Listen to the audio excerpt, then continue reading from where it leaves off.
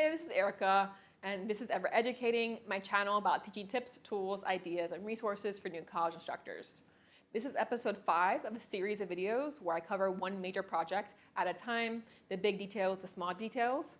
So if you don't want to miss out on future episodes or you want to watch the ones from before, subscribe to not miss out on future ones, and see links below to watch the ones up to this point. Today I want to talk about a reading analysis assignment. And so this one can definitely be adapted across fields depending on what it is you teach, though usually I use it mainly for my literature courses. And the idea here, it's something that crosses across the term. So it's not one of those, oh, it's unit 1 or it's unit 3. Now this is something that occurs throughout all of the weeks that readings are assigned. And so it depends how much you require of your students will really affect how much this project is weighted. So for example, the assignment itself requires students to respond to the readings that you assign in your class. And so this could be an analysis of those readings, let's say in a literature course, or it might be an analysis of the readings in a theory-heavy course as well. It potentially could be a takeaways response, so not so much analyzing, let's say, the theory of the week, but instead responding to it. Like, how do you see this theory applying to your own life? How do you see it being applicable to certain cultures? Do you have experience using it or not? How can you see it being used? So it doesn't have to be like an in-depth analysis. Maybe it's more like reflecting on how it connects to their lives. But the main idea here is they're responding to a reading in written form. So they're submitting to you maybe 500 words, maybe more, maybe less. And I always assign this to happen multiple times in a semester. So it might be you're required to submit 3, but you have the option to do these anytime we have a reading. So let's say we're reading 5 novels and each novel takes place over 2 days. There are 10 days this term. 3 of those you have to submit an analysis of the reading of the day. I'll take the 3 highest grades, so you can do 5, and I'll take the 3 highest grades into the average for your final grade, right? So when I do that, I make the math easy. So let's say they're required to submit 3, each is worth 5% for a total of 50% of their overall class grade. Maybe you require them to do 4, so it's 20%. 5, so it's 25%, right? So you can decide, it doesn't have to be that each one is 5%, maybe each one is 3 or whatever the case may be. But in this case, it's how many are required will then cause you to decide how much it totally weighs in connection to the final grade. I do recommend, though, highly, that you give them options. So it's not you're turning in 3 and you're doing these exact 3 on week 4, week 7, and week 9. No, you're doing 3 and here are 10 options. Here are 15 options, right? Here are 7 options. You decide which ones you want to do, because hopefully that will engage your students more because they have some choice there. Now, as far as the pros and cons of this assignment, pros, one of the ones that I always think about, right, grading. If you give them, let's say, 10 options and they're only going to have to do 3, yes, some will choose to do the last 3. But some will decide to get it over with early. So you can start grading ones early on, and so it's not that at the end of the term, you're getting 30 responses from each of the students in 3 different sections at the same time.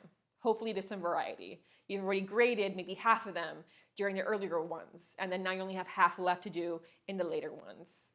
There have been times when, let's say there's a spring break in my class, I might require them to do 1 of the 3 before spring break, and then they can do 2 afterward. They can do more than 1 before, but they must do 1 before. So that way you kind of decrease the chances that almost all your students are doing the last 3 in the semester. It also gives them a chance to see how they're being assessed. So they get feedback, they get a grade, and now they know, oh, well, I want to do better than that. I'm going to do 3 more. So I only get the 3 highest grades, hopefully, which will be higher than this first one. Or they do really well. Great, good to know. I probably only have to do 3. So I'm going to choose those ones carefully. So that's something to consider as well. If there's a break somewhere, maybe you require them to do 1 before that break. Another pro, other than grading, is that it gives students a lot of chance to practice their writing in small numbers, right? So it's not a 3-page paper. It's 500 words or 400 words or whatever the case may be. It also gives chance to students to choose to write about things that interest them. So potentially they really love this novel. Well, they can do 2 because I covered over 2 days. 2 of the 3 can be this one novel, right? Write about what interests them. They have that option to do so in this particular assignment. Depending on how you do it, you might have them submit these as discussion posts so that students can see each other's responses and learn from them and respond to them, comment on them. Or you might have them turn it in just as a regular assignment only to you. Usually I make them discussion posts so that there's some interaction between students as well. But of course, this is your own personal preference. Some cons, again, a lot of students will just do the last 3 because that's when they decide to do them. So you might have a lot of grading to do if you're getting 3 posts from 30 students in each of your classes. Other cons, because they're so short, a lot of students might not realize like the robustness that you're looking for. Like you're looking for a strong analysis of the text or of the reading, and they're just giving their opinion, right? So they might see it, oh, it's a short assignment, it's not a serious one. But it is a serious one, right? It's 50% of their grade or more. So I think making clear to them what you expect from them, maybe give them an example text early on would be really helpful to kind of negate this feeling of like, oh, it's not serious, it's a short piece of writing. So on the whole, I do think, again, this can be across all types of fields. I think it's very beneficial in a literature classroom. I have some videos below that are also about teaching literature. But in the nutshell, I do think this is a great one to do too. You could potentially tie this into extra credit as well. So I often say that if they comment on each other's post, they can get some extra credit on the assignment. So maybe up to 5 points, right? Depending on the complexity of what they respond or how many responses they do, they can get those points. So maybe a short response is half a point, or one that's really interesting is 2, right? It just depends on you, but it can tie into some extra credit as well really easily if you make it a discussion and you have the replies be that extra credit. So I'll see you next time for a new video. Subscribe to not miss out on the rest of the series and into the future, and click like if you found this video helpful. I'll see you next time.